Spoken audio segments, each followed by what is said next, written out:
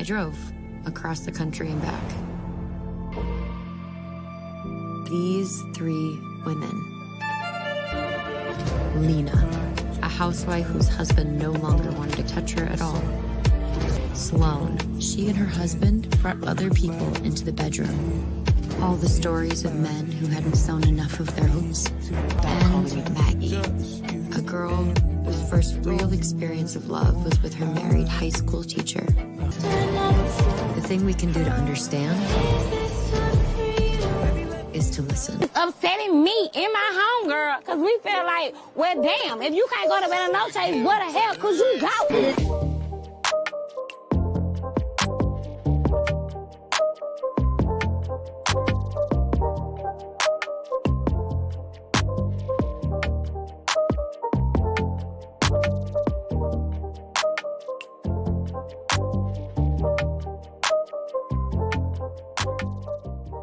I drove across the country and back. These three women. Lena, a housewife whose husband no longer wanted to touch her at all. Sloane, she and her husband brought other people into the bedroom. All the stories of men who hadn't sewn enough of their hopes. And Maggie, a girl whose first real experience of love was with her married high school teacher. The thing we can do to understand is... Well, I suppose I should apologize. Oh, no. I am very sensitive to your fault. But unfortunately, we are mere mortals here.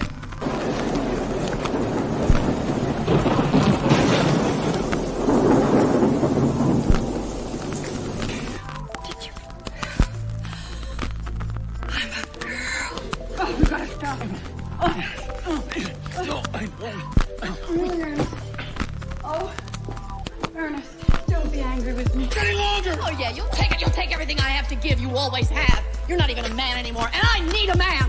A real man, not some drunken, broken down, flaccid undertaker who is just... Dear. Oh, my gosh. Are you very angry? It's a lie. God, he still looks like hell. Hey, you guys, and welcome back to the channel. We are back. Y'all already know what it is to talk Three Women, episode 3. And there's a lot to talk about, but I'm not here alone. So let me bring up the panel right now so we're not going to waste any time because there's so much to talk about. Tyra, how are you doing today? Happy Sunday. How are you? I'm okay. I'm trying to get into these open relationships. Listen, aren't we all? It's a lot. It's a lot going on. Into this indigenous man. Indigenous Bay. Absolutely. And Dom, we were thinking on the same track today. I saw the story and that was already in my slides. But how are you doing today? Happy Sunday. Well, I'll wait for the slide to come up before I just go right into it. But why y'all had to do my boy Blair and do it like that? Blair don't deserve that. But yeah, that's how I feel. Hey Kay, happy Sunday. How are you doing today? I shouldn't have drank that pecan frappuccino yesterday. Oh, okay. Yesterday, was it from the grocery store or was it from the place, from the people? So I got it from Starbucks. They ran out of pumpkin spice, y'all, and I said, okay. I heard the pecan one slap. Let me get that one because okay, I'm allergic to tree nuts, but I'm figuring it's artificial flavoring, right? Like, ain't nobody gonna use real pecans at Starbucks. But my oral allergy syndrome has been on a roll today. Girl, not the oral allergies. Like, is that the itchy mouth, the itchy roof of the mouth? And all of this here has like been swollen and stuff today. It was good though. I mean, if y'all ain't allergic to nuts, go get it. Okay, we're not about to play with nut allergies. Okay, that's one thing we can't. 3 different things. I took some Zyrtec, Singular, and Benadryl just so that my throat don't close up. But I'm here. Oh my goodness. Well, we're glad that you're here and that you made it and that you didn't have to get the EpiPen and that you didn't have to go to the urgent care. That's a win. A win. Amen. Win is a win. A win is absolutely a win. And so you know how we start every single live when we're talking about these three women. I need to know your overall thoughts. Episode 3, all about Sloane. Tyra, I'm going to start with you. What did you think of episode 3? It's the best episode. Like, we love Sloane. Sloane's a Black woman with wealth in Martha's Vineyard. What more do you want? Having an open marriage. Like, it's very compelling, very interesting, very beautiful gowns. They look good. They look rich. They look real spicy. But I like that we're not just getting into the freak nasty of it all. We are digging deeper than that and getting to Sloane's real issues. And I'm sure you have slides and stuff for them, but I feel like we are using the threesomes and the whatevers to mask bigger issues that she has going on. I feel like Sloane is looking for a different release since we aren't, doing it bodily. We're using sex to replace that and have some control and release in that area. When we can't have one thing, we need the other one. And it feels like in this episode, she's going back and forth between the two, but it's unsafe, it's unhealthy. And she needs some help, but in the midst of needing help, she gonna look good while doing it. And the mother was a choice. Okay, the mother was a choice, and the mother was a choice.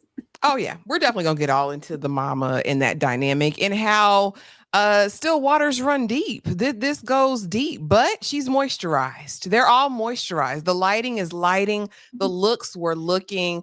Dom, talk to me about your overall thoughts on episode 3. I like Tyra said, this is definitely the best episode so far. Lynn Whitfield must have been busy because she couldn't play the bougie mom. Yeah, so but this mom was great. This mom was great. She was doing what she needed to do. And I did like that I liked that this episode, I like that Sloane's problem, just because she's the Black one out of the 3 that her issues aren't overtly Black. You know what I'm saying? It's not like coming up as a Black woman in the struggle. It was it was a problem that people go through, but it wasn't necessarily inherently tied to her Blackness. And I appreciate that. I feel like we need a little bit more stories like that where we can just be people. And so I like that part.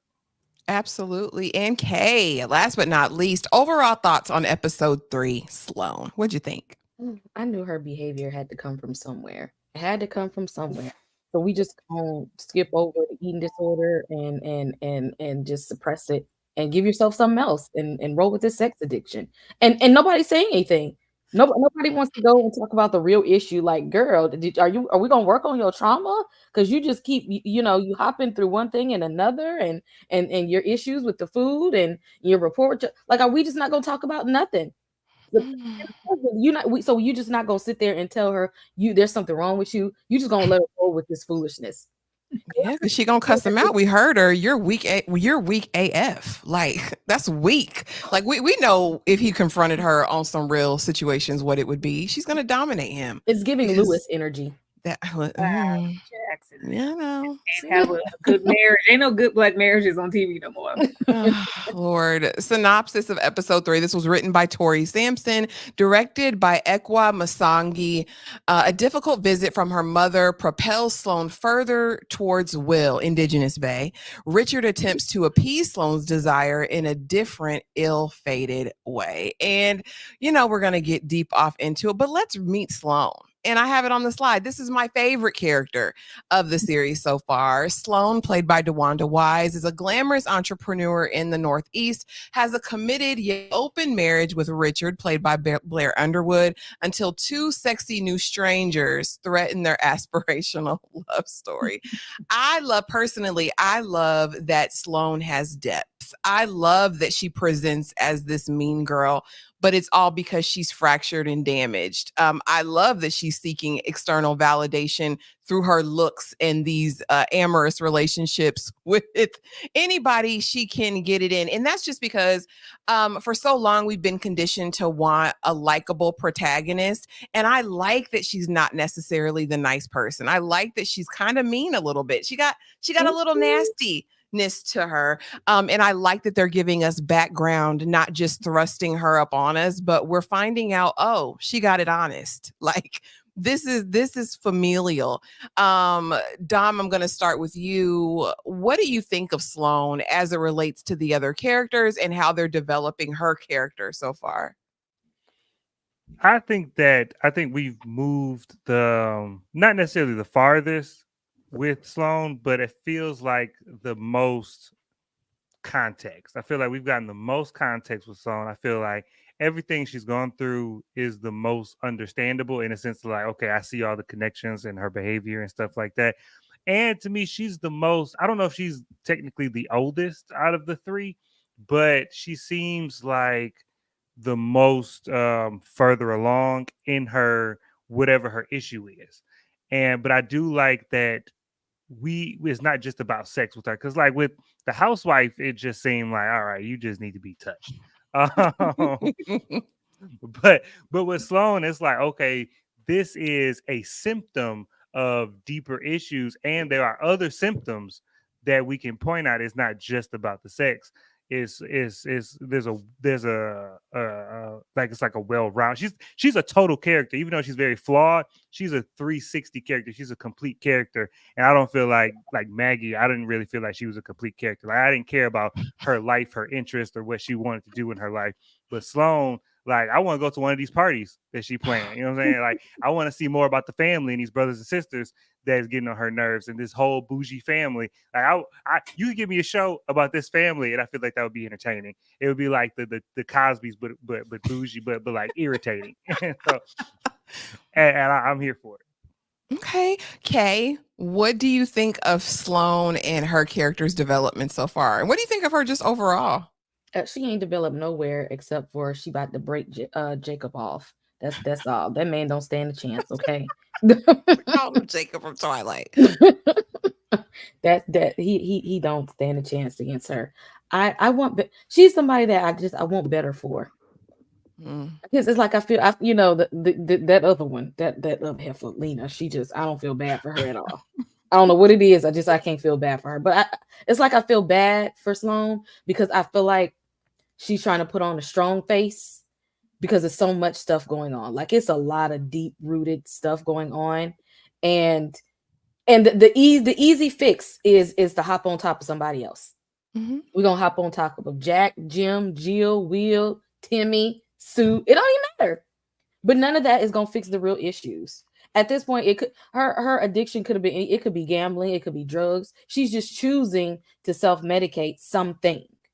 And I want somebody to be real with her. I want somebody to sit her down and keep it real with her. Because right now, I don't see anybody that's keeping it real with her right now. She probably don't have anybody close enough, and that's probably by design. Because I don't think she wants anybody to tell her about herself. Oh yeah, I don't think so. I don't think she even want that, but somebody need to. Tyra, what do you think about Sloane's development up to this point as a character? I like Sloane. I don't see the mean element everybody's seeing. Even that scene in the show where she was like, see, like, look at what we're doing. Like the sense that, all the men wanted to F her and all the ladies wanted to be her, but she was just mean. Like she's not. I was like, I don't see it. You didn't see how she played Gia Dust like that? She was like, girl, who the heck are you? Like, yeah. Well, but who are you? I didn't. Why are you telling this nothing a girl my business? Exactly. Friend. I didn't. It felt very me. I was like, right. I don't see the issue. I didn't see the problem. I like Sloane in her attitude. I didn't see an issue anywhere. I don't see a mean girl. I see a wealthy woman who's standing on business. Like, I don't see it. Is she maybe a wealthy and a prude a little bit? But I don't see the issue. I think her character development is light years ahead of the other two, and it makes me worried for the show. I don't want to be sticking around like, can't wait to get back to Sloane, because we do have to take interest with the other women, but you can't develop her to this extent and give us Blair Underwood and give us all this sex and give us an eating disorder on top of that, and then like, all right, wait till episode 6 to get back to her. Y'all better make something shake with the other two ladies. That's all I'm saying. Yeah, because we got Maggie next week, and I'm nervous. I'm nervous about Maggie. But we get a little bit of history. As the episode opens up, we see a young Sloane, a little chunky. I think they used to call it husky back in the day. You know what I'm saying? And she is jamming to Shaka Khan, singing in her little fake microphone, minding her Black-owned, Black Girl Joy business. And Mama comes in there like nobody's gonna want a big girl singer. Like that's not a thing. And I think this perfectly sets the tone for their relationship and where we see Sloane here and where we see her as an adult, which is basically a perfect patty. You know what I mean? Kay, I'm going to start with you. What did you think? I mean, this is our first introduction to a young Sloane and her mother. What did you get from this? That shows that a lot of her innocence and a lot of her dreams and a lot of joy might have been crushed early. That maybe that innocence and that happiness that she had, she's searching for it somewhere, because obviously it wasn't coming at her own home. It wasn't coming there. And I feel like internally she wants to be happy.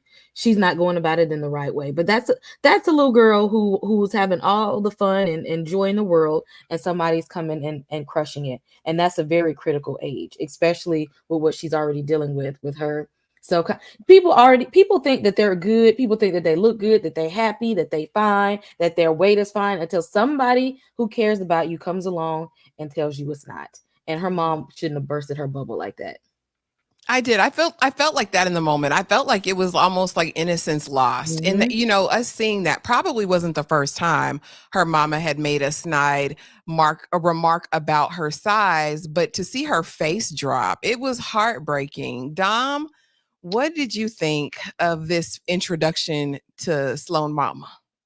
Well, first, I feel bad when we put like child actors in these positions sometimes, because I'm like, what? Because you cast that little girl to be told that big girls don't dance. So like you cast her to be, you know what I'm saying?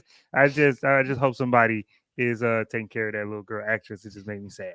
But but for Sloane's mom, I'm conflicted in a sense of like, yeah, that's obviously wrong. That was obviously not the way you do that, and that's not how you speak life into kids and motivate them and stuff like that. But I'm like, also, you know, that was the time. You know, at the time, that's how folks talk. And I guess I don't know. But I feel like a lot of Sloane's adulthood is the rebellious of it. Like she's rebelling now as a 40-year-old woman, and up until now against that. Like she's very much, and this is probably her family, because her mom seems like the type where everything on the surface has to be pristine and intact, but underneath the surface is a whole bunch of chaos. And that's what Sloane is mimicking, is like, I'm going to rebel in my private time. And I feel like she rebelled a little bit, just like in her profession. She just finds little pockets of rebellious, but she still can't totally break free of her mother's influence. Absolutely. And it all started there. Tyra, what did you think of Sloane mama, Lord, in this scene, our first meeting with the baby Sloane? Girl, who hurt you? I can't stand this type of mama. The mama is very outward appearance, you know, fix your hair, sit up straight. Like it's just she did exactly what she needed to do in the little minute that we had with her. Like nobody wants to see a big girl dance. The big girls never like, and it's I hate this. Like it's setting those complexes for her to, you know, eventually have an eating disorder or only care about the outward appearance. And we see up until, you know, late 30s, early 40s, Sloane is still suffering. Mm-hmm. But on the outside, she looks good. Mm-hmm. She looks good. And, you know, that's been made the thing to be most important. And it's just unfortunate that she had this type of mother. She's very successful, but if she's like Dom said, like she has something to prove. But in proving that, she is still suffering. And I'm like, what's up with the black mamas on TV? The black mamas on TV lately are terrible. Where's the Harriets? What is going on here? And speaking of black mamas on TV. Oh boy. And these aren't all black mamas. And I actually have a clips to show you guys. So you don't have to make your choice just yet, but I want to present this to you. Worst mother-daughter relationship. Is it A, Sloane and her mama, right? That we just saw. B, is it Maxine Shaw and Mrs. Shaw, her mama from Living Single? Is it Joan Clayton and Carol Clayton from Girlfriends, Joan and her mama? Or is it D, Meredith Grey and Ellis Grey? And again, I got the clip. So let's watch it. Hold on to to your thinking caps here and let me know after you see this. What? Big girls don't become dancers. They want to see if like daughter, like mother. 25 years of hard work, a tad more attention to hair care, and yes, Maxine will look like me. Everybody, this is my mother, Nina Shaw. Carol Clayton, when were you going to tell me you quit? Hi, Mom! Oh, you look so... You don't have a job. Would you please explain to me why my child would squander an $80,000 law school education, a highly respected position in a blue chip law firm? Just waiting to be inspired. I'm happy now. You know, I feel like I know who I am. What happened to you? What do you mean? You're happy? You're happy now? I raised you to be an extraordinary human being. So imagine my disappointment when I wake up after 5 years and discover that you're no more than ordinary.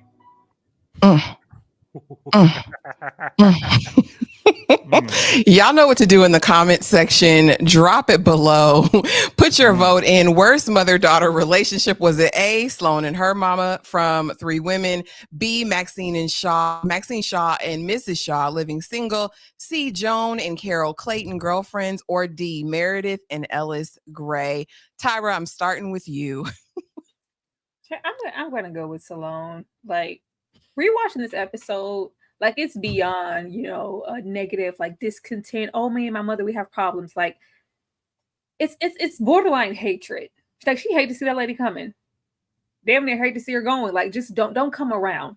Like, she hates her. I don't know how we get past that. I'm gonna go with A. Okay. And I ain't seen them Grey's Anatomy folks. So I don't know too much about that. Well, just the clip, girl. Okay. It's a mess. I'm trying to remember something. Wasn't Joan's mom one of the ones that was out there trying to get her a young man? I feel like she might have been. It's a close second between Sloane and Joan's mom, because Joan had a whole mental health crisis, and her mom really could. Actually, you know what? You should have had Tony and her alcoholic mom up here. Who should have been up here. That one would have beat it out. But seeing as Sloane's mom was actually, that's a lot to say to a child and break their spirit. So I'm gonna go with her. But if you had Tony Child's mom up here with her drink herself, Dom, what say you? Just based off the clips, because like you said, like Tyra said, I haven't seen the 3,000 episodes of Grey's Anatomy. And can I just point out that did Sloane say she had she went to law school for $80,000? What can I tell you? My little undergrad degree cost $80,000. Probably Sloane, only because there wasn't the. I don't know because girls ain't dancers at that time, so I don't know. But I guess I'll pick Sloane because there wasn't the other side. There was an expectation of excellence, but we didn't see her because with Meredith Grey, like with those other clips, it was like, yeah, I built you up here, so why aren't you moving in what I provided or what I set up? This is too young and it's just destructive. There's no aspirational part of this to even glean out of Sloane and her mama. So she's just mean. Yeah, and Salone's mother seems to see her as competition. So there's that. Mm-hmm. Yeah, for me, it's going to be D all day. Meredith and Ellis. Ellis hated Meredith. But that clip though, because I feel like because my thing is like, I feel like growing up, like if you want to demand excellence and you call me ordinary, that's and mind you, like she's a doctor, like she's gonna be a surgeon, like she's already. Like I would have came back at that. Like, well, we gonna go back and forth about what excellence is. But put her in her place. Okay. And then we, of course, have a what would you do, because it wouldn't be Three Women without what would you do. And this is the scenario. You're in a seemingly perfect open marriage, just like Sloane, but your feelings for someone outside of the marriage are becoming deeper than expected. What do you do? A, tell your partner about the growing emotional connection, hoping they'll understand. B, keep the emotional affair to yourself, maintaining the balance in your marriage. Or C, distance yourself from the outside relationship, fearing it might disrupt your marriage. Oh, Dom, I'm going to start with you. What say you? Oh man, you gonna come to me? Yep. My answers always be setting stuff on fire. Uh, a seemingly perfect open marriage is an interesting way to phrase that. But I guess if we're in an open marriage and we have rules set up, we have really strict and explicit rules, and I feel like a situation is coming up where I feel like I'm in danger of breaking those rules, then you just got to talk about it. You got to, because if we in an open marriage, it can't just be sexual. It got to be, we got to have a foundation where we can talk to each other. We got a lot of trust. And so if we're going to do that, then we got to be able to talk about it. And then maybe we figure it out where we bring that person in, or maybe it's too close to home where we got to figure out something else. I don't know. Because to me, with the way Blair Underwood handled that situation was like, look, I don't like this, but here, I'm going to have this for you over here. That's like a little, I'm sorry. And I don't know. I'm not in an open marriage, so I don't know how that type of stuff works. But it made sense to me. So that's probably what I would do. Hey.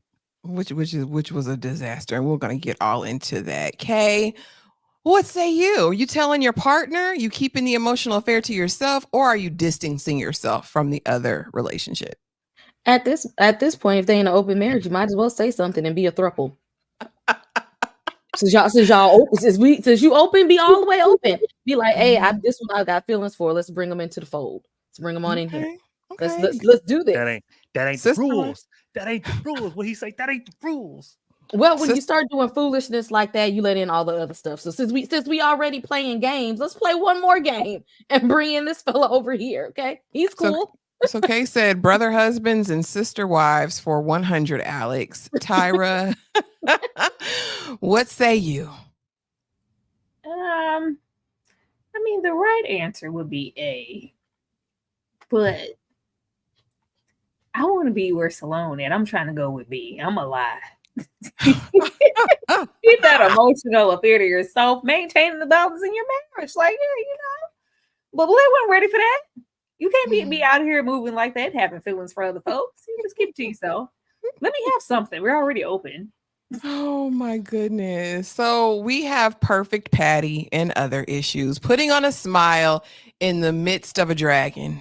Basically, this is a toxic relationship start to finish. And we see this at dinner. She, makes an off-cuff remark and basically says, Mom, why don't you just take a break? I know you're tired, just stop everything and take a vacation.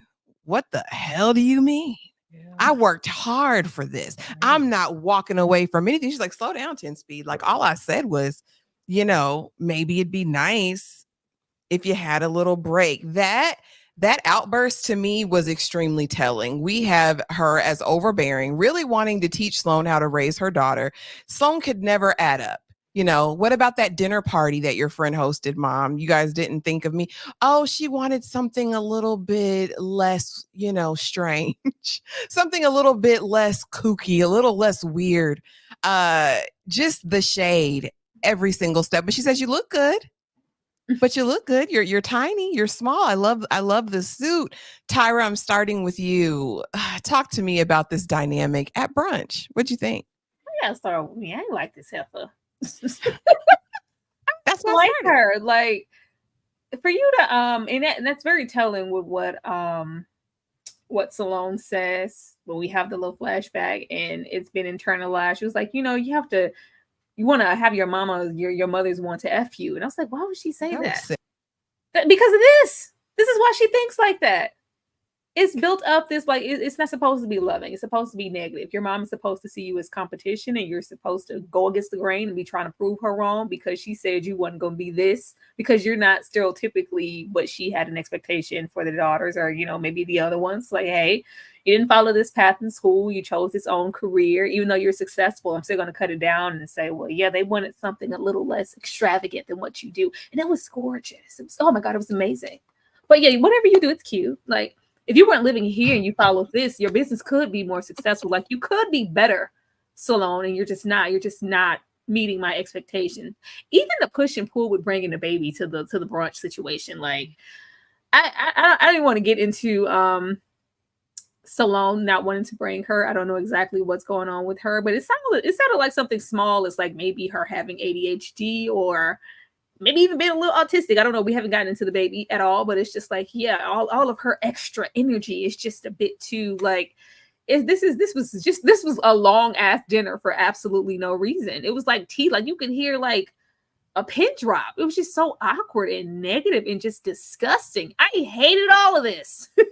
I hated all of this. And I'm like, if this was just one dinner, this has been your mother all your life, you poor thing. You know, you get out there and you get as much wee as you need, ma'am. You get all the D, get all your freedom, get all your rocks off, because this lady is insufferable and she's giving you a complex. And it's sad. I hate this. Oh, goodness gracious. And apparently she doesn't respect boundaries either, because even after Sloane didn't bring the baby girl, she went and got her grandchild. Yeah. You know. Lied about it. But Richard, he's weak AF, like she said. Dom, what did you think of this exchange in adulthood? It doesn't seem like much has changed since childhood.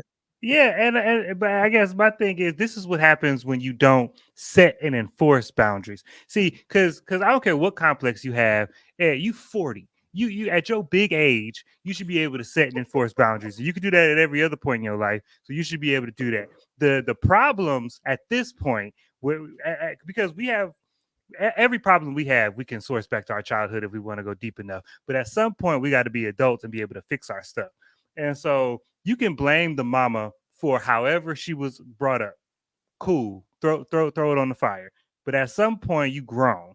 And my thing is, when mama come to town, tell her I didn't bring my baby because I didn't want to bring my baby. Mm-hmm. And if you go around me again, then you won't see my baby again. Go around me again and see what happened. That's my kid.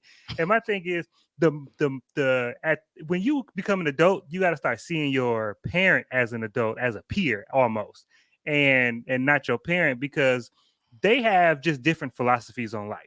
And that's okay. It's okay for y'all not to see eye to eye on stuff, because the mama she has worked. She gives the air that she worked for that position. And she got, because I think, is she a judge? Because she said the judge is coming in. Mm-hmm. So she's a black woman judge. So yeah, you're not going to tell me to sit down. People have been telling her to sit down her whole life, her career. Everybody been telling her to quit. So no. So at some point, one, you got to set your own boundaries, and two, you got to know who you're talking to. Again, you 40, you should know your mama. You should know your mama, and she seemed like she been talking to you long enough to know about ambition. She know about how she sees her job as important. That's the disconnect between them, is the mom sees herself as doing something important or worthy, and Sloane isn't doing something important. She's just owning a business, but it doesn't mean anything. It doesn't have any moral weight like what the mom does. And so it's less than. And that's fine. You could think my job is less than, but you're not going to come over here and talk to me any kind of way, or we won't talk no more. But Sloane is too caught up in her childhood trauma that she won't stand on that. And that's the problem. She need to go talk to somebody so she can stand up to her mama, because the mama just doing what she's been doing for the last 40 years. So you can't expect her. You got to treat people how they are, not how they going to be. The mama is almost 70. She ain't finna change. You need to go ahead and do what you got to do. A word. Rod, I definitely agree. I think that there is most daughters vie for the acceptance and approval of their mothers, especially, I believe, when you're in this kind of elitist space, which is what it gives. You know what I mean? She's probably been trained and reared her entire life to gain the acceptance of her mother. She's modified things about her, clearly her body, to gain her mother's acceptance. So I think that that's still very present. Kay, as a therapist, what did you think of this interaction? And if Sloane was your patient, what would you tell her to do? You know, I'm gonna need Sloane to go and grab Jax, and they need to go sit down, grab their mamas, and y'all all need to go to therapy together, because it's very slim with they uppity mamas, and very strict, very hard on them moms. Dom, there's a quote in a book, and it's in the movie too, I believe, The Perks of Being a Wallflower, that says, as a child, you're not responsible for anything that has happened to you, but as an adult, you have a choice. Mm-hmm. And she does have a choice right now at this point. But to make that choice, she's going to have to understand what has happened first. And pretty much just like the weirdo Lima, when you don't when you don't form that attachment and that bond to the primary caregiver, It's going to affect your adult relationships. She was unable to create that bond with her mom. Her mom looked like she didn't even probably hug her that much either as a child, unless she brought home 110. Like, don't give me that 92. Where the other 8 points at? And that she didn't get any praise unless she was like completely perfect. And then maybe that's when her mom would kind of give her, a nod or a smile, and that she had to work a whole lot hard. And so she's looking for something to attach herself to make her feel good, because mom over here did not. Mom looked good though for her age, but mom, you're not momming. You're not momming at all right now. And for the simple fact that you can't even see that your child is hurting and that you did it. Boundaries, like Dom said, where them boundaries at? Where the boundaries? We ain't got none. We ain't got none. Maybe she'll find some by the end of these 10 episodes. Back to what would you do? Here's the scenario. You feel like you're losing control in your personal life while managing a successful career. It's causing you immense stress. What do? A, take a temporary leave from work to focus on your personal life. B, throw yourself even more into your career and keep your mind off personal issues. Or C, go up to your partner or a friend about your need for control and ask for support. Kay, what are you doing in this situation? How much money do I have to take a temporary leave? You got Sloan money. If I got Sloan money, then that's cool. I'm taking a vacation. I'm flying across the country. I'm going to Cancun. I'm going to Amsterdam. You know what? I might go to Australia and pet some koalas. Okay. If I got the bread to do it, I got the bread. But if I got my pockets, I don't have that time. I don't have time for that. And I'm going to tell my partner, I need you to step it up, my guy, because I'm drowning over here. What happened to that 50-50? Not the 50-50. And I'm probably, if I'm being honest, I'm gonna be B. Probably, I'll probably throw myself even more into career to keep my mind off the other stuff. That's not healthy though, y'all. Don't do that. Don't do that at all. Tyra, what are you doing in this situation? You said I got Sloan money. See, yeah, you got Sloan money. You got Sloan money. Hey, I'm leaving. I'm taking a whole break. Hey, I'm going to Cancun. Child, I'm going home. I'm going to the motherland. Okay, I'm going to take a break. I'm taking a sabbatical at this point. Don't call me. I'm off the grid doing that. Gonna come back with braids. And you know it. Dom, what are you doing? Okay. I'm not healed yet. I just wanted to make that clear. I'm not healed. I'm still on my journey. So B, if I feel like I'm losing control, if I feel like I'm losing control, then giving up the things I have control over is not going to help me at all. That's gonna make me spiral. So I'm gonna double down on things I have control over and just push that other stuff. I'll deal with that stuff later. It ain't right, but it's okay. Listen, It ain't right, but it's okay. And I want to know, this is a question that just popped up in my mind when I saw light-skinned breast friend. Is that her friend? Because why would you tell this random stranger all of your friend's personal life business? Like, it sounds like she knows some of them stories. It sounds like she knows some of them freak off stories. I didn't like this, y'all. And Gia looking like a pregnant predator back there, ready to pounce. Didn't like it, but Sloan again pays her dust in this moment. Dom, I'm starting with you. Is this her friend? Yeah, it is her friend because as a friend, we need to deal with what we know, not with what we think. That lady didn't say she told her any of the stories. She just said, that's my friend with the good stories. She's like, got some good stories. She never said that she told her any of these good stories. And so, yeah, even pointing her in my direction might be a violation, but that doesn't mean you divulged any information. And we know she a real friend because she told you, she gave you some good advice 5 minutes later. She gave some good, real friend advice. And so, I don't think. Now, if she had spilled the beans and actually told her something, then we gonna have to come to Jesus about your loose lips. But we don't know that. That's all I'm saying. We don't know. I'm just saying, based on my skills of deduction, Watson, and my context clues, I feel like Gia is writing the great American novel about sexual liberation, and she's eyeballing Sloan like she's a check, like she's free money. Tyra, is this lady her friend? Did she tell Gia anything? Hell no. Okay. Nowhere.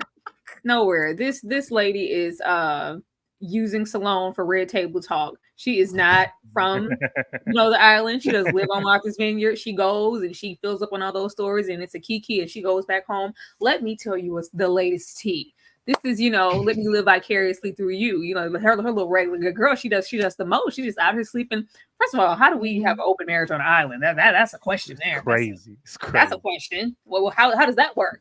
But yeah, she's not her friend. Even in this moment where she's like, you've been telling her my business. She's like, well, you know what?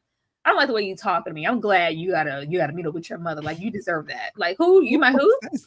No, I don't think Sloane is the best judge of character, clearly, and she's grasping at, hey, this person, like, no, baby, this girl is not your friend at all.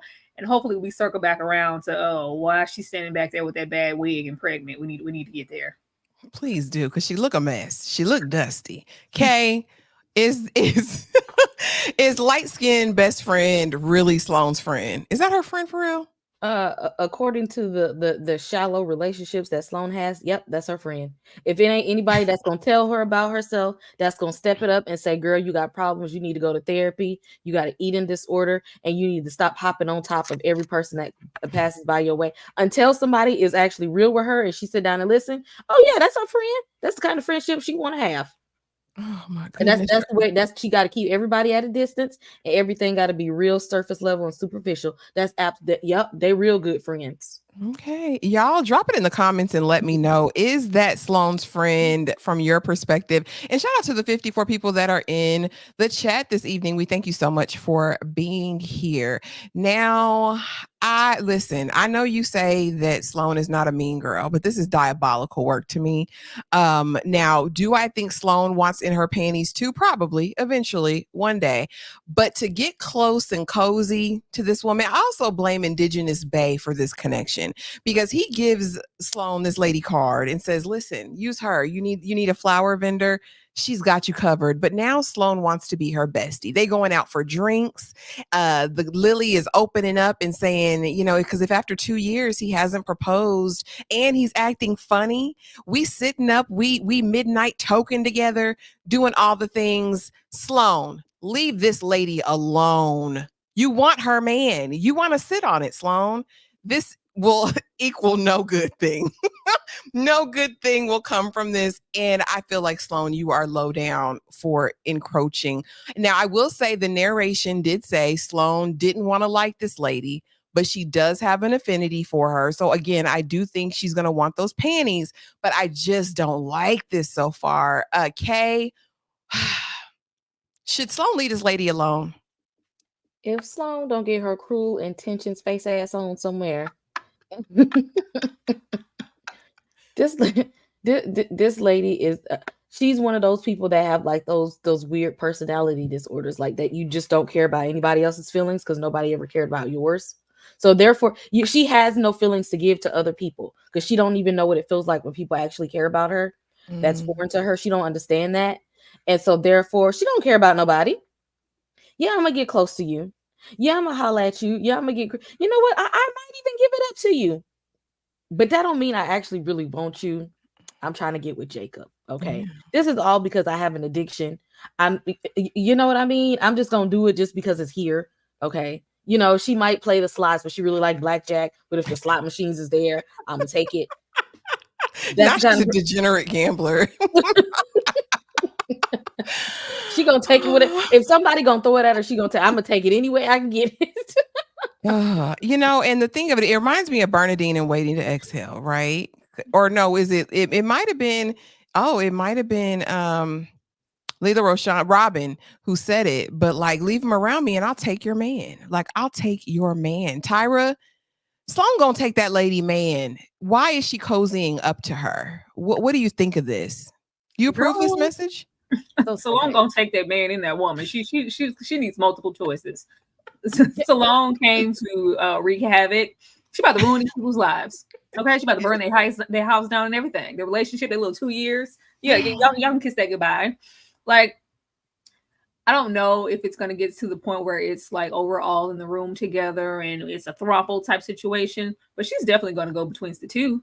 Because while she over there sleeping and laying low and spreading it wide with Jacob, as Kay called him, indigenous bae, she's gonna want to confide. Something's going on. He's changing. I don't know. Blah, blah, blah, blah. And then all of a sudden, it was unprofessional from the jump. We meet this lady in the floral arrangements, and we instantly, you know, smoking some weed. Like, yeah, this isn't a professional business relationship. And old Jacob knew his intentions. He know he want that black woman. Why you send her over there? You already know what it is. Like they want this. They want this chaos. And Sloane is gonna bring it to them. Absolutely. She came to destroy everything that they done built. And she's too damn friendly anyway. The question isn't like, oh, is Sloane gonna do shit? Is she gonna stay off of Sloane? That's what I want to know. Well, I want to know what y'all think of this too, because it was her who saved the Tom Ford after brunch, and that was before the introduction. Is it just a small world, or I mean, could they be plotting on Sloane? Dom, what do you think? No, I think it's just what Tyra said about the last thing. Like they own Martha's Vineyard. Martha's Vineyard not that big.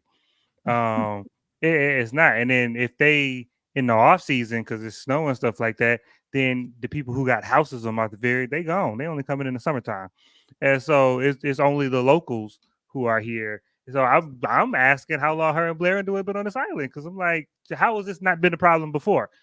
Like, do y'all only get people who come from the mainland, or because it just seems like this would have been an issue before this? It can't be dumb, because I was like, it has to be for you to get to that level, because they have to be comfortable and there's rules. You have to, mingle and be with these couples and build rapport. It can't be like, oh, y'all in for the Martha Vineyards, week. Well, I think that's the case for like the couple that we see later. I think, that has to be like a relationship or a rapport that we'd have. But in the first season, they just go get somebody to set the party. And I think for the one-offs, they just go grab somebody. And, as long as Blair Underwood can rip the condom off with his mouth and hand it over, then it's all Gucci. That was real descriptive. It was because it was so trifling when he did that, and he kept doing it. He did it. Wild. He did it in this episode again. He likes putting his teeth on those condoms. He likes it. And that's what this episode did. Is once we find out later, a later conversation in the episode recontextualizes their relationship from how I perceived it in the first episode, and which now makes me see that Sloane is a problem. Like before, I didn't like she is like had the impulse control, because it seems like she's just always had impulse control. She's always had this issue, and everybody, specifically Blair Underwood, has been trying to maneuver around it, and everybody's been just trying to like deal with it instead of actually solving it.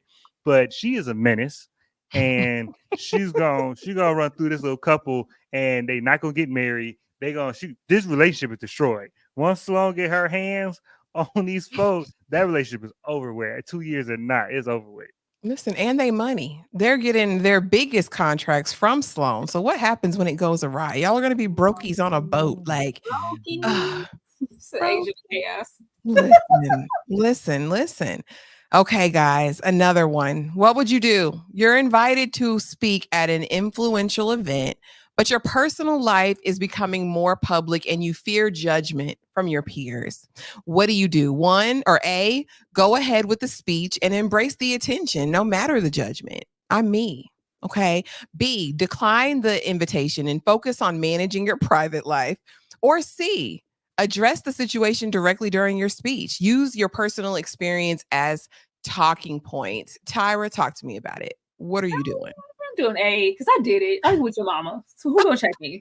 I did it, and I'm gonna say this speech. Bitch won't say to my face, better get these little words going your way. Then after this speech, I'm gonna go do whatever I was doing again. Y'all supposed to talk about. I'm doing A. I don't care about the folks. Okay.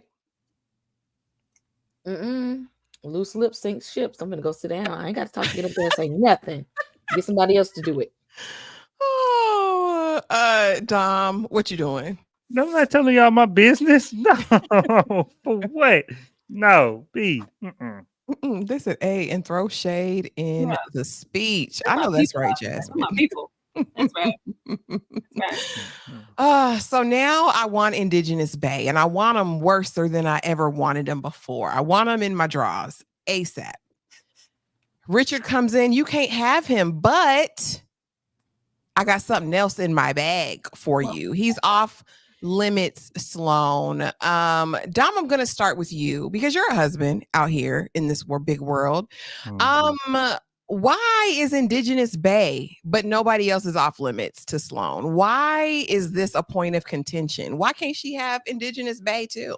Because we talked about this when we was talking about Insecure, and the fact that when you have attractive spouses, then you have to be comfortable with everybody wanting them. They're gonna be wanted. That's not a problem. It shouldn't be a problem if you secure.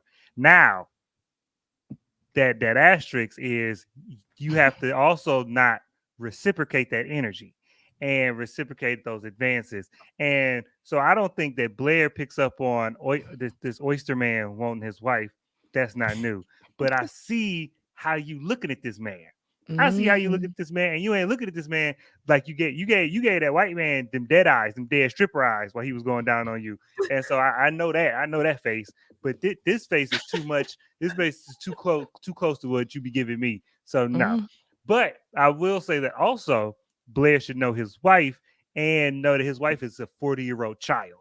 And so the moment you tell her she can't have something, I want it more. Yeah. So as soon as you told her that he was off limits, you should have left her and went and stood at the dock because she was about to show up. You should have just known that she was about to show up as soon as you said that. She because originally she might have just wanted to smash, and that might have been it. It may have. We don't know. But now to show them off limits, man, she fit it. Dom said, "I'll meet you in the marina," because that's where she's gonna be.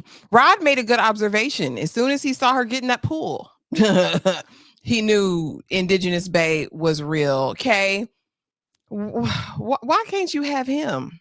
Why can't she have him? Play stupid games, win stupid prizes. Okay, you signed up to play in this foolishness, so don't get mad at the prize that you get. You signed up to play these games. If you didn't want to be a part of this messy stuff, you should have said no in the beginning. And if she said, then that's fine, then let it be. But you signed up to be a part of this foolishness. Ain't nothing in this life but messiness, drama, trouble, and heartache and pain. But you signed up for it. So let's go. Just be 10 toes down in it. Then don't back out now. Ain't no parameters and stuff. Once you let the devil in. He gonna run it, right? He gonna run the house once you let him in. That's what they say.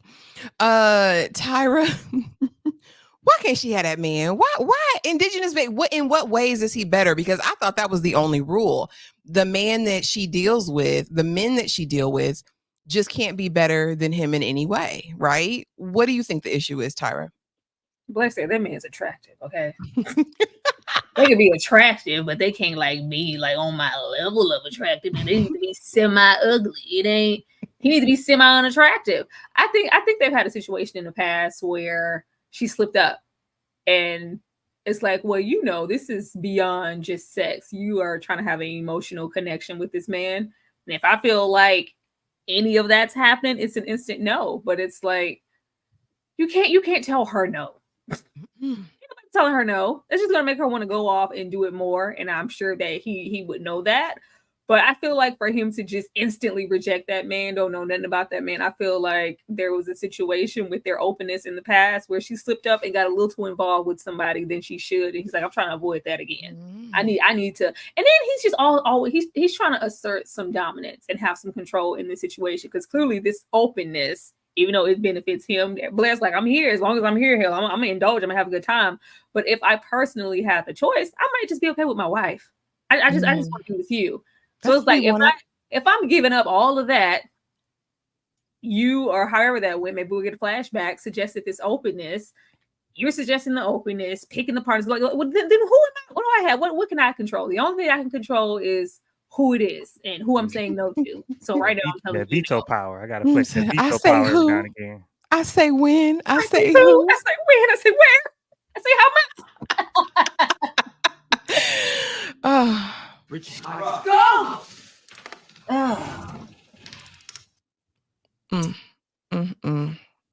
And I'm gonna play it again just for good measure, because I just it was a lot going on there. Let's run it back.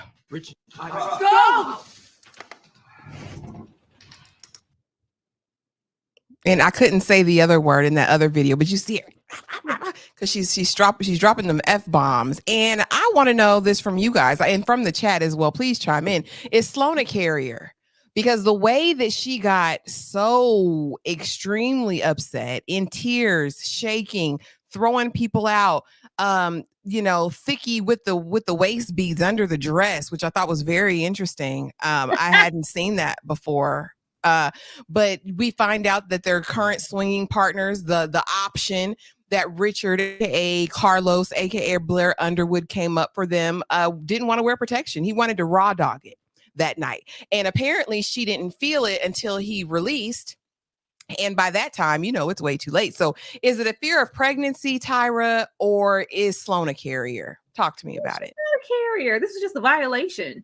This is a violation. If it has to be like a lot of things in place for you to be comfortable. Clearly, this isn't the first time they've done this. We're on this island. It's only so many people we can change clothes with.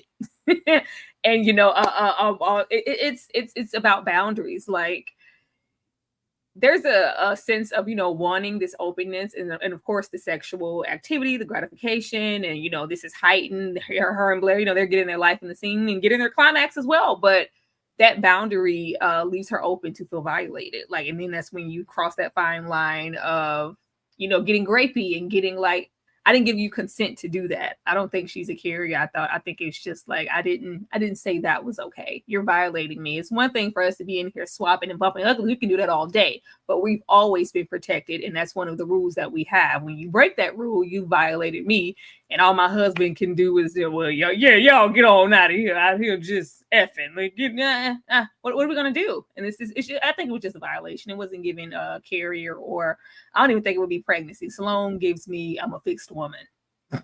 I'm nervous. I would have thought that, except for how the husband reacted. Like, he was really, I don't know. And it was a violation for sure. But I think they have secrets. I think there are secrets and lies beneath the surface. And we're gonna see though. Kay, what you think? Is Sloane a carrier, or was this just a violation for her? Carrier of what? That package? Of something. I don't know. Of something. I didn't, I don't want to get specific. But I don't know if she a carrier now, but she might have been burning at some point. Okay. Because the way she felt, I mean, she might have been, it's probably safe to say she might have been burning a few times, because I feel like she lived a promiscuous life and that she done burnt a few times. And now this has to be like a one of her top rules. So she don't go through that again.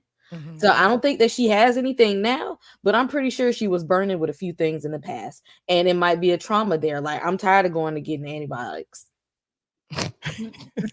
Dom, what say you? When I was watching the scene, because I was only passively watching it. It wasn't like I was in depth focus and zooming in and rewinding. Oh, but okay. It didn't feel. There wasn't any peen shown. They don't show the black peens. No, it wasn't. I don't know why. Yeah, because it's not. We don't got long enough camera lens for that. But but I didn't. When I was watching it, I didn't feel like that. It was. She felt like him finished. I thought that she just felt like the difference. Like, she was like, "Oh, this feels a little too good." And that's what like awoken her. But her being a carrier. Go ahead. But her being a carrier to me makes sense. Her being a character is the only thing that to me explains how Blair Underwood reacted. Because I'm not a swinger. I like mine to be mine. So I'm not sure that things might be different in that type of community. I don't know. But I just feel like that's such a violation that I'm on you. Like, as soon as she say that, I'm on top of you, and it ain't no get out. I'm throwing you out because you unconscious. Like, to me, that's the natural reaction. But if we keeping something from you, and now you might be liable because you broke our rules. Now I'm like, I'm feeling bad. And I'm like, now we got to tell folks. Now we got to figure out what to do. And so to me, that's the only thing that justifies Blair Underwood. Besides, I just don't want. I'm holding out hope that Blair Underwood just isn't like an actual weak person. Like, he's a weak person. You called him that. She said weak AF. That was her words. She did, and which I guess I'm holding out hope that he's just in love and he's trying to love this. He's trying to keep this storm in a bottle, and it's hard to lasso a storm, and that's his. But if she's not a carrier and they don't have this, there's no secret, and he did that, and Blair Underwood didn't put hands on him, then man, I got nothing for my boy. We shall see. But I have a what would you do related to this because I just want to know. You're in an open marriage that has rules and boundaries. One night, you guys get down with one of your favorite couples. I don't know why this was a favorite couple. This was the most strange, odd-looking couple I think I would like. I don't understand why this couple but anyway, it's stroke. You realize it's not wearing a condom and you have a secret disease. What do? A, stop everything you burn inside and tell the truth about your condition. B, continue the encounter and address the issue afterward, hoping no one gets hurt. C, stop the encounter, make an excuse to end it without revealing the truth and deal with the consequences later. Do me a favor in the comments and do me a favor in the comments and drop your answer below. And Kay, I'm going to start with you. What do you do if you're in this situation? You sure you sound like a whole robot just then? Okay. Y'all hear me though? Was it me? Was I tripping? Was it on my end? No. It was Ashley's mic. Is it still like that now? No. It tightened up at the end. It tightened up at the end. Oh, okay. I thought it was me. Okay. You're wrong.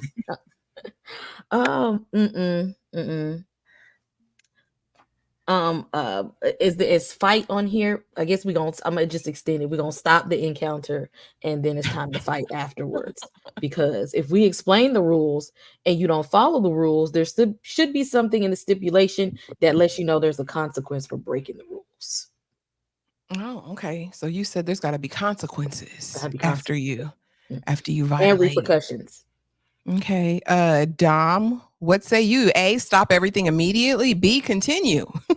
Or C, stop the encounter, make an excuse to end it without revealing the truth.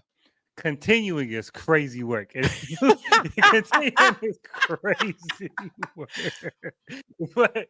But yeah, it is whatever option is going to end in slow singing and flower bringing. Like, so we're going to stop and you ain't got to worry about what you got. Because you ain't got life after this, because that's my wife.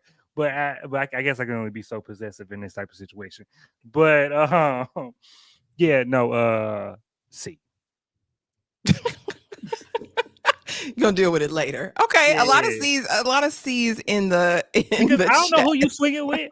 So if you come to me a month later talk about you burning, I don't know who you been with. So you said, yeah, I could pass the buck here. Like, we gonna die with it. It wasn't me, Shaggy. Mm-hmm. Okay, I see. So now she talks to her fake friend again. Promise me you won't screw him. Just don't screw him. This is, the one time. Oh, Tyra, did you answer? Mm-mm. Oh, girl, let me know. I be going. What are you doing, Tyra? A, B, or C?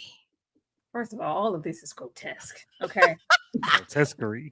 We shouldn't even be in these positions. Like for all of this openness, you would think you would disclose all of these things and let people decide what they want to do beforehand. They want to rock with that. But the only option here is A. Disgusting. This is disgusting. Disclose. Please, everyone.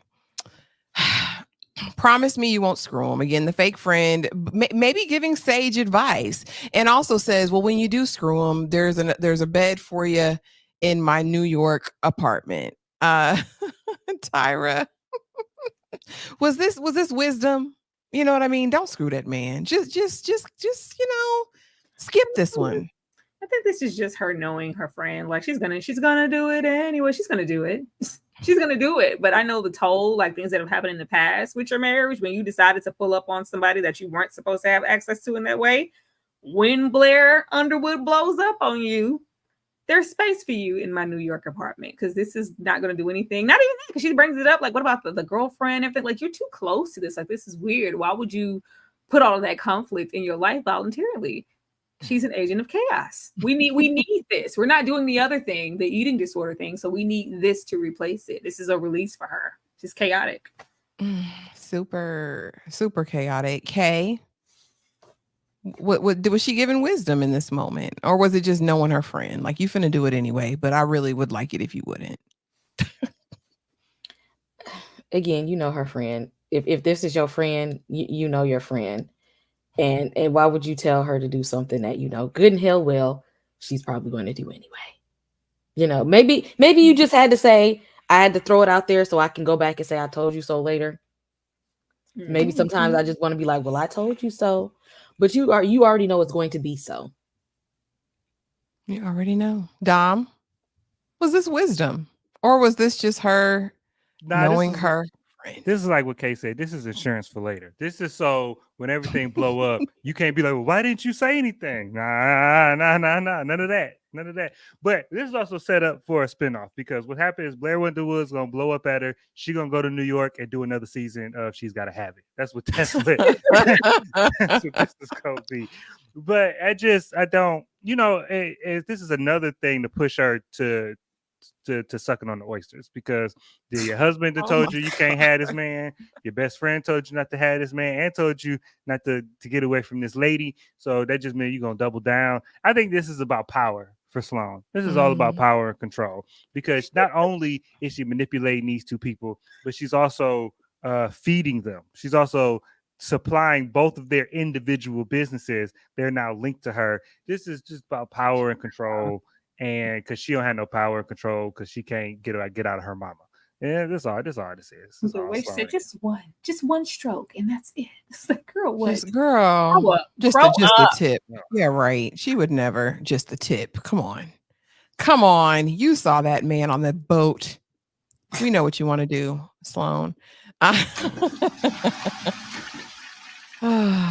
Family can be the absolute worst. This even put Sloane into more context if we didn't have enough already. So not only is it the mother, it's the, I want to call him, I don't want to say he's an emasculated father, but he knows his role in the background. He said, don't bring me in it. We see the brother, you were the party girl, you were all of these things and your North Star came into your life. You know what I mean? He didn't have anything. He didn't have an inheritance. He didn't have money. He didn't have a name.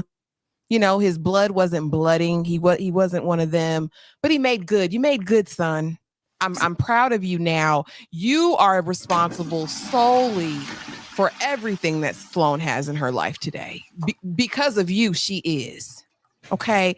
Everyone is co-signing this in the family, her brother, her sister, her mama, and her daddy. And so she does what she does. She grabs 3, 4, 5, 6 cinnamon rolls. They looked amazing too, by the way. And she goes into that bathroom and she does her business in there, just kind of solidifying that idea that that she binges and she purges, right? To make it cute and to adapt and to have some level of control. I think that's very true, Dom. Kay, I'm going to start with you as a therapist because bulimia is a condition that people suffer. Talk to us about Sloane and this family dynamic. Did they drive her to it? A lot of times they say eating disorders is not just the person, it's the family around them, that the family of the person of the eating disorder either enables that person or there are the person who drives them to it somehow. A lot of people with eating disorders do have some sense of control issue. They have body image issues. And then the people around them know that and they do nothing. And they allow this to take place because for some time, especially with bulimia, it's almost an invisible illness. You can't see her esophagus and the acid eating away at her inside. And what she's doing, but on the outside you can't tell she has this. So in her mind, it's her problem. It's an invisible issue, out of sight, out of mind. But you're tearing your insides up by going and do this, and your family is allowing this to happen. And she is a prime example. Her family is allowing a lot of bad behavior, and then so she went and goes out and marries this man who is also allowing her to do a lot of bad behavior. She went and found what she was already used to and put it in a whole other household. And yet there's nobody around to see this, to track her on this pattern and to call her out on her BS. Because there's no way at her big grown age should she still be doing this. And then when she's not purging, she's going and putting somebody else's body parts inside of hers. She's got to be able to do something to fill a void. At her age, if the void ain't filled, you gonna have to talk to somebody. It ain't filled. It ain't gonna be. And I had to sit here and sit with this for a minute, because after the family basically gives all of the praise to Richard, you pulled her up from the bootstraps because oh that little stint you did in Italy, girl, we knew that was a joke. We knew you were playing. You're nothing without him. And he's like, thanks, Mom. Thanks, Dad. Tyra, talk to me about Richard in this moment and her family. You're weak. I'm like, wait, baby, you chose this man. You knew he was weak. You can't want him to be weak in one sense, in a sexual sense, to let you do whatever you want and run rapid in this Martha's Vineyard with everybody's cat and wiener dog when you feel like it. But in the same token, want him to, puff that chest out when the family's there and go, no, this is my wife. I owe a lot to her. She's done this, that, and the third. It's not that. It's just like, yeah, I always knew I could pull her up. I always knew I was that. It takes a man. It takes a village, but somebody's got to do it. Richard, I'm the man for the job. He's going to take it. Like, he loves it. It's the same way when she's like, well, why didn't you call me? Didn't you think I would care if my mom, she just said she was going to do one thing and did another, came and get the baby? Like, yeah, don't take it out on me. Like, he just... That's just not my problem. It even says a whole lot that we would allow any of this knowing her condition. Because for a minute, I thought maybe he didn't even know about it. No, he knows. Mm-hmm. He knows. And it's just like she needs more than he can give right now. And that's also what's kind of driving her to Indigenous Bay, because it's just something different.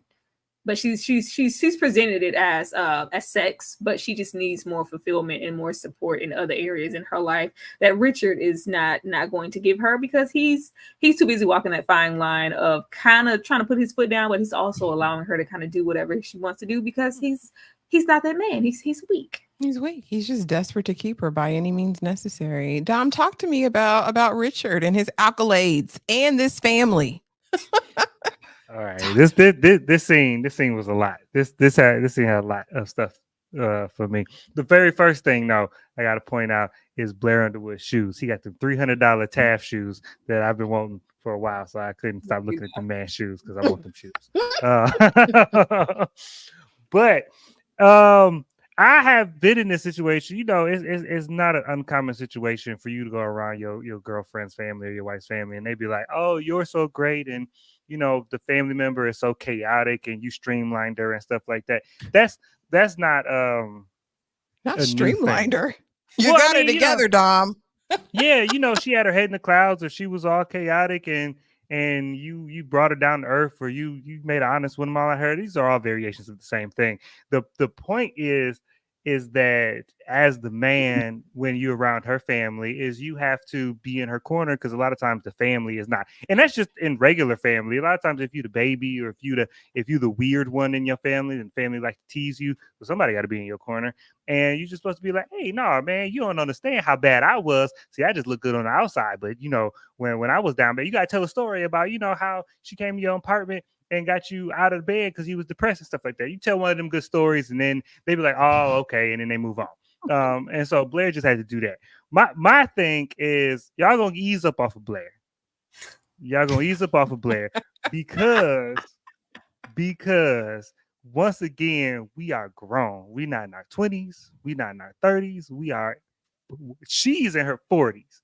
Blair's 60 something. And so we grown. And my thing is, if you can't handle your family, that's your family. These is your people. That's your brother, that's your sister, that's your mama, that's your daddy. If you can't handle your people, then why they here? Don't bring them around. We ain't got to go around them. We make enough money. We can go wherever you want for Thanksgiving. We can do whatever we want. You go around your family. If you can't deal with this, then you need to go talk to somebody so you can deal with that. Yeah, them shoes right there. You see them shoes? $300 Taft shoes. I said, let me pull them up. Them boys slick. Yeah. Yeah. You distracted by the shoes. Come on, I tell you, I've been wanting them shoes for a while. But my thing is like the what happened is it seemed like Sloane just married her dad, because her dad is like, look, This woman is wearing the pants literally, and so I'm just gonna chill. Y'all leave me out of it. I'm married to a judge, so I know how to take a back seat. Because Sloan, you created this in your relationship. I told you she was looking for the same thing that she was used to. Yeah, and we have not seen one scene where she lifts this man up, where she speaks confidently to this man. We don't see the loving relationship go in his direction. And so if you're not gonna be on my side at home, I ain't gonna be on your side in front of your people. This ain't my people clowning on you. Well, I gotta be like, all right, y'all, ease up on my wife. These are your people. I'll get up and leave. I'll go to the kitchen. I'll get me a treat and not throw it up. How about that? Like, and the bulimia, and this is why I always push people to go talk to somebody. Go talk to somebody who went to school and who gets paid to help you through this, because I don't have no sympathy for adults not taking care of their business. So if you got bulimia at 40, we got a daughter. I'm trying to watch out for her. You grown, you go take care of this. Don't bring this here. Go take care of it. And so I ain't got no sympathy. I really don't have no sympathy. He said I'm over it. So next we I'm tired. Oh, golly gee, Willikers. Now we have boats and hoes. Boats and hoes. Are you for real? Are you? Handle it. Handle it. Are you for real? Are you for real? Yes, Jacob. Are you? And then he whips out that pink peen and go to work. And it wasn't over then, because she did some sort of diabolical smoke cloud, and it was like Dragon Wars. It was really, okay, now you can finish. This was really, she went out for some eggnog and got a different type of nog. Dom, talk to me about boats and hoes. Let me tell you, it's very hard for me to judge this scene as a scene, because the Wanda Wise sitting on the boat with a cigarette in her mouth could probably tell me to do whatever the hell she wanted. She was fine. We're not going to even pretend. We're not even going to play like the Wanda Wise couldn't tell you to do something. I might not have even asked if she was for real. You know what I'm saying? You folding is what you're saying. You folding. Immediately. She was fine. She was big fine on that day too. She had the fur, the mink or whatever around the shoulders, the lips, the 1920s, 1930s. She looked very vintage. Yeah, baby Jessica Rabbit. Yes. I'm trying to tell you. So old boy from Pretty Little Liars didn't stand a chance.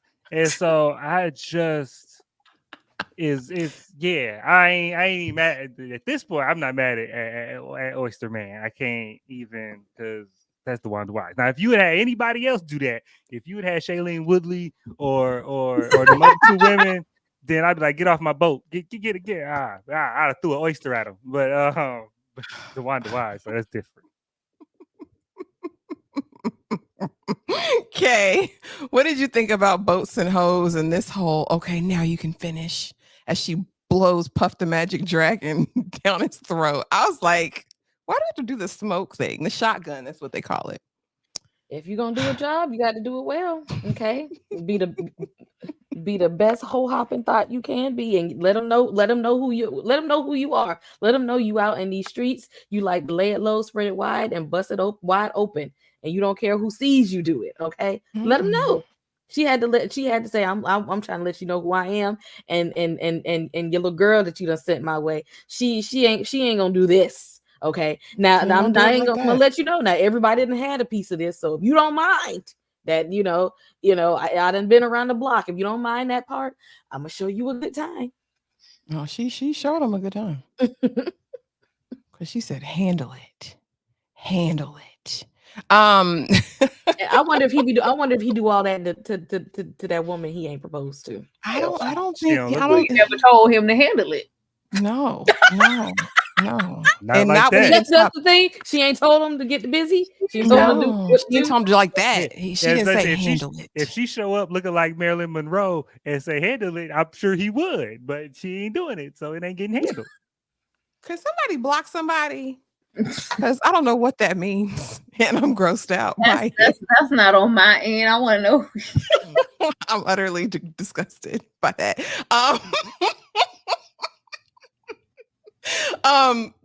Oh, Lord have mercy, Jesus. Okay, so is this cheating though, Tyra? Is what I want to know from you, because she didn't actually touch it. She ain't sit on it. No part that none of it went on her, as I can see. She had the eggnog in the car on the way back. She looked clean and pristine still. She just talked him through it. Mama Shell. Oh, look, no, I'm not. You know, like, I'm gonna play with you and your mom. was it cheating? I can't play with them in the cheating game and walking that fine line. Like, y'all have an open marriage. You have an open marriage. Y'all have partners. Y'all swap and all of the you opening condoms with your teeth, Blair. Like, what? No, this is that's when those rules come into play. Well, it was cheating because your other partner wasn't present. Don't open these doors if you're not ready for what comes along with it. This lady's been doing whatever the hell she wants. Like, she been having her way. What is this? This is one more chance of me having my way. What are you gonna do? Divorce me? What are you gonna do? What are you gonna do about it? He's not going to do anything. She has no consequences at home. Like, what are you going to do about it? This was erotic. I'm having a good time. I needed some release. Erotic. You ain't have my back at this function with my raggedy family. I needed a release. And me, in the bathroom, that just wasn't enough. I needed to get out of here and have control over something again, because I didn't have control in that room with my family. No, let me get out of here and go find who's going to let me have control over them. And she found the right one. And I'm sure. You see, I'm thinking about even with the other guy he said no to in that first episode. Was it like a bartender or a waiter? Like, it seems like she wants someone who's underneath her power-wise and financially that she can have control over. Like, I ain't saying the man's, just poor. I mean, this is Martha's Vineyard, but he's not as wealthy as Sloane. Well, she dominates everybody, even her husband, who has something. So, I mean, it's different though. It's a different type of name. And even him, he's a chef. Like, she's the breadwinner, and even with that, I'm still not getting praise here from my family. Are we not even going to acknowledge my job and what we've been doing together? Like, even with the way that their dynamic works, she's providing the entertainment, doing these parties, and he's catering these parties. Like, it's clearly a team effort, but y'all are sitting here giving him all the praise. Yeah, I get no points for anything. Let me go over here and get my points. That's why I'm going to get my points and do this smoke. Look like fun to me. Yeah, I mean, yeah. So she gets back home after her rendezvous on the boat, but she did remember to come back with the eggnog, which a lot of people would have forgotten. You know what I mean? And he wants to know, are you lying to me? No, I'm not lying to you. I just went to the market, but oh yeah, I bumped into him. I'm sorry. Nothing happened. I don't even know why I just lied to you. He says, look, lady, the toilet didn't flush. I didn't even know about the other thing. The toilet didn't flush. And oh, by the way, you're weak AF. I'm wondering if we're going to get the Carlos switch with Richard's character, because he is just taking it. Like, he's taking it and he's not even putting up an effort to give anything back about it. She's like, it was one time, I haven't done this in a long time. Family, what are you going to do? So like you guys said earlier, he did know about the bulimia. And I guess he's just been trying to support her through it. Tyra, talk to me about this closing scene. Are you lying to me? The toilet didn't flush. He knows what it is. I don't know why he's even trying to assert anything. I think he needs to pop off, give not so much abusive Carlos, but like the other side of Carlos. Just don't put your hands on nobody. He needs to pop out and show ninjas. He needs to Kendrick Lamar this whole situation, because she thinks it's a game. She thinks like, you know what this is. Like, she's had autonomy over this marriage, like probably from the beginning. And it's like, where are you going to go? Are you going to divorce me? Or are we going to break up? Like, this is what it is. Like, he's longing and wanting and needing to connect to her, and would probably be satisfied with just her. But she wants to have her way, and he's trying to support her in that and act like I got some control. So like, no, you're still allowing her to do whatever the hell she wants to do. She's still, he knows where she went. He knows his woman. He knows what's coming. So it's all about like, what is he going to do next? Are you going to stick around for what's coming? Or are you going to show her what it is? Pull your Jimmy out and slap it on the table and say, this is what it is. We ain't doing this no more. Okay. It's either that or that. If it's not going to be that, then I need to go elsewhere. And we need to just let go of this little situation, because it's not working. Lord have mercy. Kay, are you lying to me? The toilet didn't flush. Did she put her own foot in her mouth? Like, did she give him pause? Is he going to be side-eyeing and watching her going forward? already is. They need to sit down and have a real adult conversation without throwing shade at each other, without it being about their sexual prowess. They need to sit down and have a real adult conversation. And he's going to have to tell her this stuff is unacceptable. It's unacceptable. I'm not doing this with you. Okay. I'm over it. I'm over it. Like you said, he ain't got to lay hands on her, but he put his foot down still and say, I'm over it. I'm not doing this with you no more. You need help. Okay. You need help. I'm not playing these games with you because every time it's a mess. It's a mess. I'm sick of it. You should be sick of it because you're getting too old for these games and I'm not playing it with you no more. Okay. And will she leave him, Kay? Because she says earlier in the episode, when she's talking to Lily, I can understand not wanting to be married. And she said, oh, do you have regrets? I don't have any regrets. I do think that Sloane regrets getting married. Do you? She needs some time alone anyway. She might need some time alone. You said marriage ain't for everybody. She don't.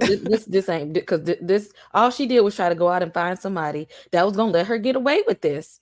That was gonna let her do. That was gonna let her do that. That's not what you get married for. To find somebody that's gonna let you get away with stuff.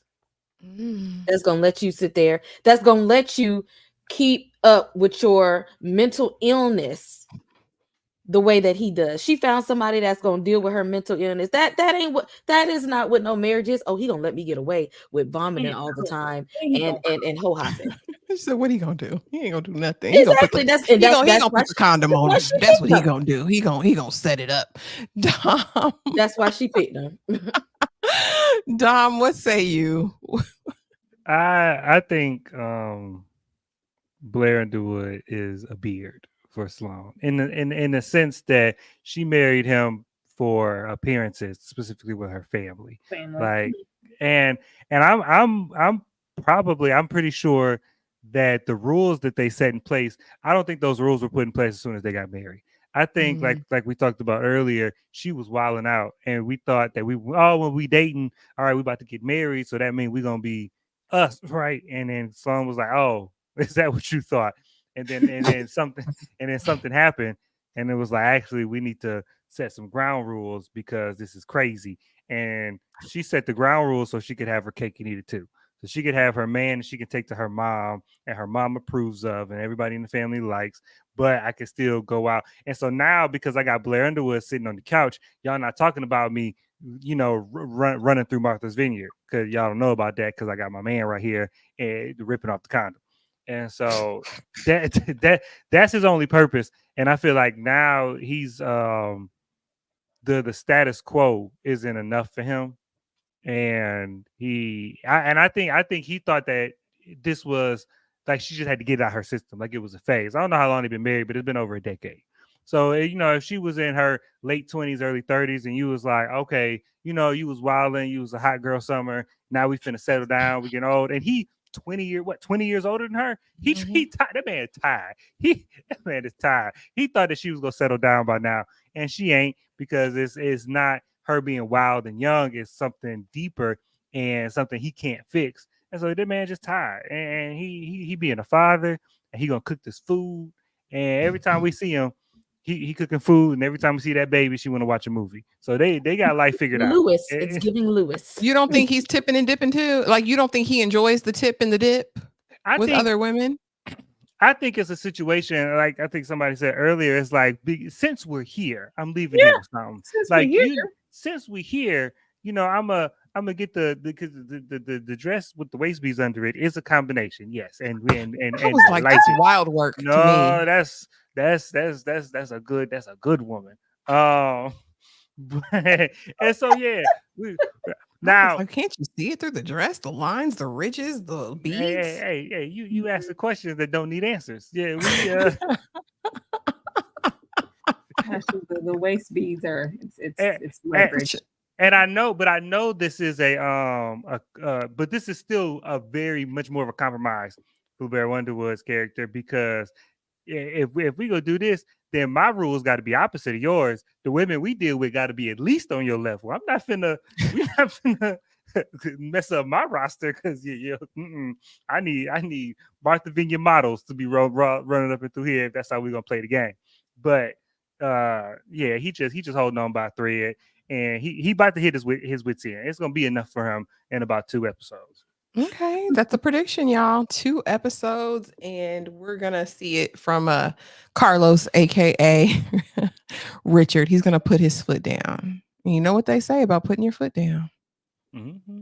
Get chopped out. That's what they said. I don't want to say it, but that's what they said. Final scenario of the night, you guys. Light it up in the chat. I don't mind the white waist beads. I think they look nice on some people. That girl from yonder. I just have never seen somebody get undressed with a full length dress and the waist beads were on underneath it all ready to go. Like, I think I've only ever seen people with waist, well, maybe because I don't undress people, but I thought they just wore it when their midriff was showing or when they had it, so people could see it. I didn't know it was for. And some waist beads, when you put them on, they don't come off. Like you tie them and then you singe it. And so they just don't come off. So if you're not wearing something really fitted, then you kind of have to have them on underneath. Oh, okay, gotcha. See, I thought they clip on, clip off. Some do. The snapper. Some do, but not the real ones. Not the one. Not them one. Not the ones from the motherland. Okay, Nah. I see. Final, what would you do of the night? Be sure to drop it in the comments below, y'all. Scenario. You've always had a strained relationship with your mother, who has never approved of your lifestyle choices, including your open marriage and career-driven life. One day, she calls you out of the blue, asking to reconnect and saying that she's willing to discuss things with an open mind. You've longed for her acceptance, but fear it's too late. What do? A, agree to meet with her, hoping this is the chance to finally repair your relationship. B, set clear boundaries before meeting, making it clear that you won't tolerate judgment or criticism. Or C, politely decline and keep your distance, believing that reconnecting would only reopen old wounds. Dom, I'm going to start with you. I'm good with a good B. I'm good with a good B because we can meet, but don't start none of your mess. We could meet, but don't bring none of your mess because your mess is what got us in the situation. So if you're not here to disabuse us of your mess, then don't show up. So I'm good because I don't need it. Okay, because I believe in too late. And like I said, I'm not healed yet. I'm not healed. I'm acknowledging that I got some work to do. But at this point, as for me in my house, we believe in too late. And so if I'm grown, especially if I'm Sloan age, I really ain't pressed about it because I'm grown. I'm good. But if you want to meet, then we good. I'm good with a good B. Okay, a lot of B's, a lot of C's in the chat. Okay. K, what would you do?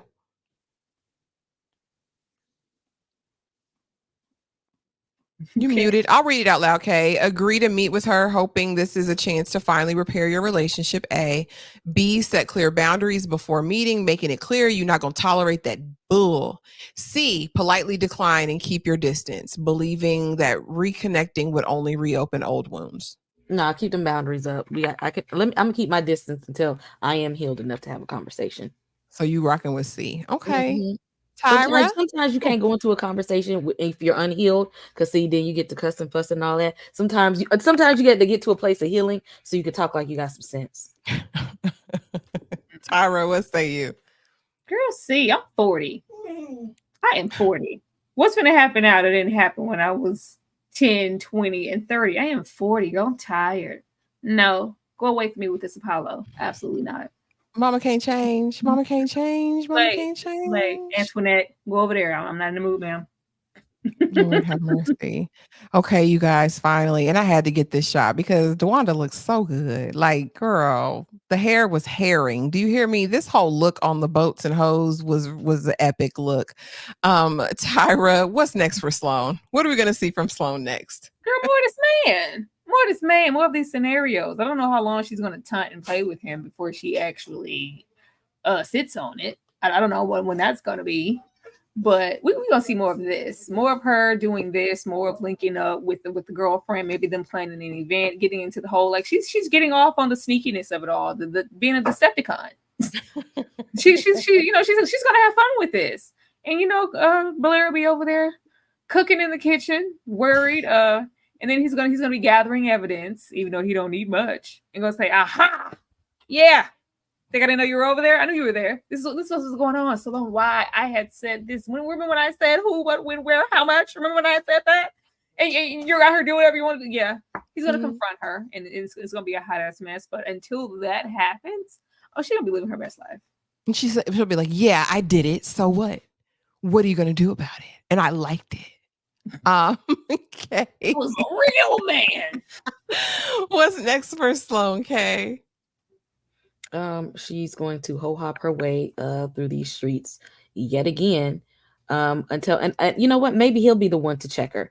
Maybe he'll be the one because he may somehow start to develop some feelings for her, and he might be the one to say, "You're doing too much. You're doing too much." Or if she decides to rip and shred his the engagement he ain't even set up yet apart, he might get offended. And either it's gonna be either him or it's gonna be that woman. But somebody gonna tell about herself real soon. Because she can't continue to be a demon seed out here in these streets because she's gonna get checked one way or the other. Somebody gonna check her and it ain't gonna be cute.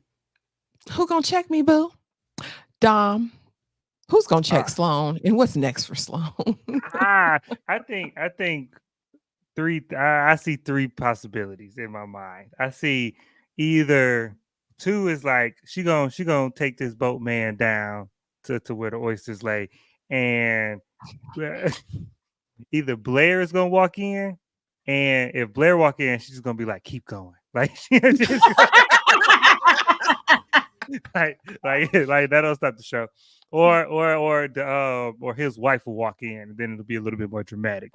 Or I see that like they'll have their little, they'll finally have sex, but then like her like post-nut clarity will be strong, and then we have to see her be remorseful and distraught for an episode. I don't know.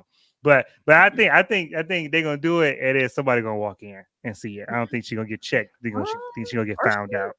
He could get attached because she playing with these people's feelings. He could get really attached, and she might get what she wants and want to, instantly detach. Like I already got it, and this might be a murderous type situation. This might go down. And what y'all do Fireman Friday every week? Where the fire women at? Because this is a top candidate right here. They be in there. This equal opportunity. It's both equal opportunity.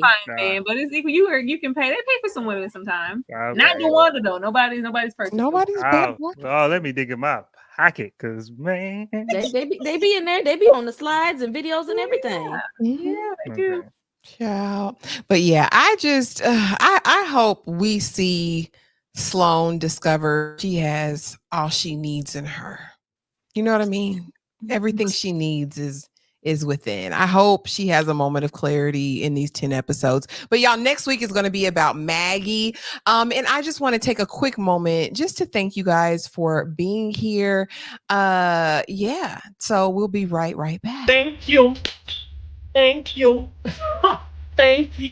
Give me my money. Give me my money. Give me my money. I might got my own money, but I'm sick of taking care of my damn self. I need a real man. Down.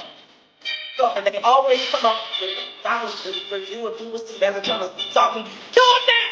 What's going on? Not later.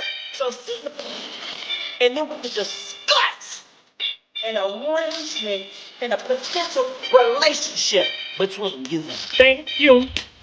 Thank you. Thank you. I knew that. Thank you. Thank you. Thank you.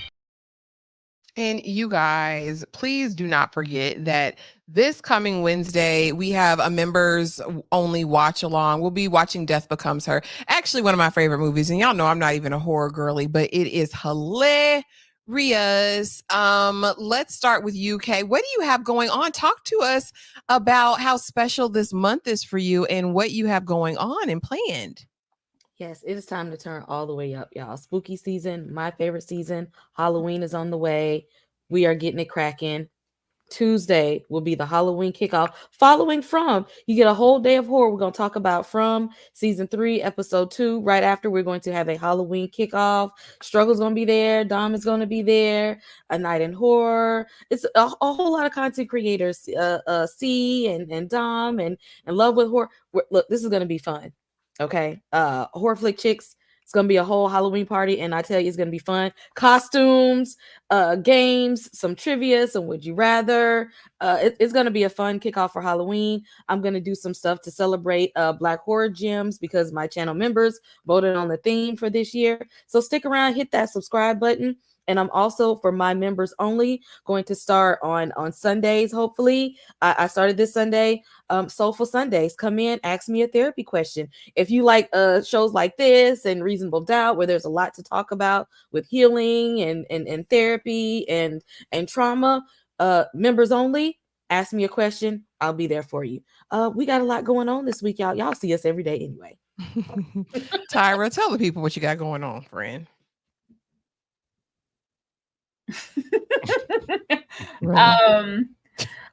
Strictly Business will be dropping this week. Be on the lookout for that video in particularly. I will be doing my solo dolo, how Stella got her groove back, middle tier and up, members only situation Wednesday before we do the Death Becomes Her. Be on the lookout for that, and also be on the lookout for my solo Season 3, Episode 2 from video, discussing that, and everything else is coming out this week. And also be on the lookout for things like maybe Aaron Hernandez, Fight Night, us wrapping up those shows and placing them behind paywall.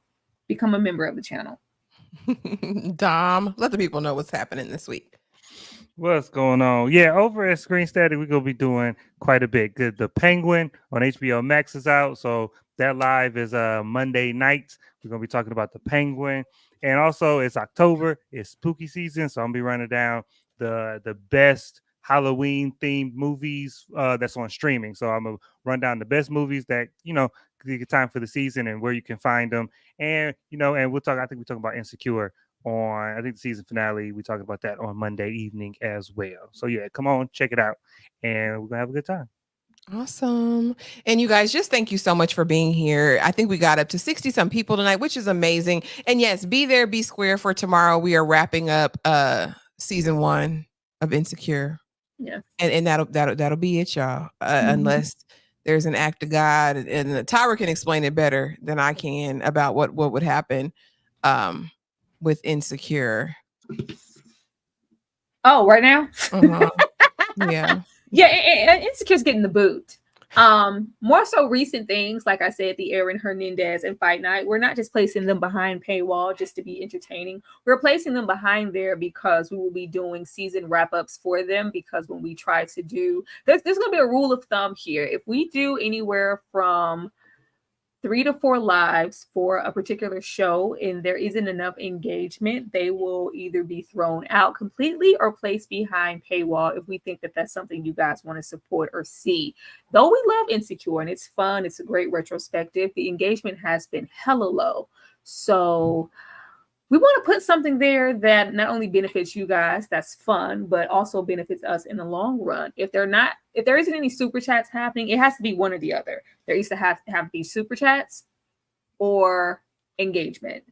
If there's not going to be engagement or no super chats, like this situation, it at least needs to be something fresh, fun, bringing a different conversation or perspective, because we do want to have a diverse things that we talk about. But something like this, these videos are getting paid dust. And we love y'all, but we don't love it enough to keep doing labors of love. We can only give you so many labors of love a week. Aaron Hernandez will be a labor of love. Fight Night is a labor of love. Insecure is a labor of love. And 3 Women is a labor of love. Yeah, that's one too many. So we are rearranging the TV guide to hopefully make room for some things that you not only want to see, but things that you want to support. And it's not all up to you guys, but you guys have to place that support in there on all channels so it can get out there for people to see, to bring in other, members and new people, new subbies to support it and get those views. But if myself, currently sitting at over 27,000 subs, can't get at least 1,000 of you to roll up to a singular live weekly, then it has to get to the dough. That part. Yeah, I couldn't have said it any better myself, but thank you again so much for being here. I will start a series for the month of October, my sweet Vlogtober, where I'll be doing some kind of fun stuff behind the scenes. We'll be focusing like on comfort shows, cozy stuff for the fall. That's more my speed, y'all, because y'all know I don't do Halloween. But we thank y'all so much for being here. Please make sure that you're subscribed, you have the notification bell on, and that you drop a comment in the comment section. We ride with three women because three women is so entertaining just for us to talk about. So we gonna stick beside her, and we would love it if y'all would stick beside us as we stick beside her. But thank you guys so much for being here, and I hope you have the best week ever, and we will see y'all in the next video, the next live, the next something, child. We'll see y'all. I drove across the country and back. These three women